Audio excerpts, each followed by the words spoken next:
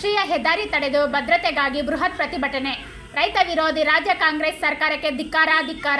ರೈತರ ಜೀವನಾಡಿ ಭದ್ರಾ ಜಲಾಶಯದ ಬಲದಂಡೆ ನಾಲೆಯ ನೀರಿನ ಮಟ್ಟಕ್ಕಿಂತ 5 ಅಡಿ ಕೆಳ ಭಾಗದಲ್ಲಿ ನಾಲೆಯನ್ನು ಸೀಳಿ ಪಕ್ಕದ ಜಿಲ್ಲೆಗೆ ಕುಡಿಯುವ ನೀರಿಗಾಗಿ ದೊಡ್ಡದಾದ ಪೈಪ್ ಅಳವಡಿಸುತ್ತಿದ್ದು, ಇದರಿಂದಾಗಿ ಭದ್ರಾ ಅಚ್ಚುಕಟ್ಟು ಪ್ರದೇಶದ ರೈತ ಬಂಧುಗಳ ಬೆಳೆಗಳಿಗೆ ನೀರಿನ ಅಭಾವ ಉಂಟಾಗಿದ್ದು, ರೈತರ ವಿರೋಧಿ ರಾಜ್ಯ ಸರ್ಕಾರದ ಈ ನಿರ್ಧಾರವನ್ನು ಖಂಡಿಸಿ ಇಂದು ದಾವಣಗೆರೆ ಸಮೀಪ ಬಾಡ ಕ್ರಾಸ್ ಬಳಿ ರಾಷ್ಟ್ರೀಯ ಹೆದ್ದಾರಿ ತಡೆದು ಬೃಹತ್ ಪ್ರತಿಭಟನೆ ನಡೆಸಲಾಯಿತು.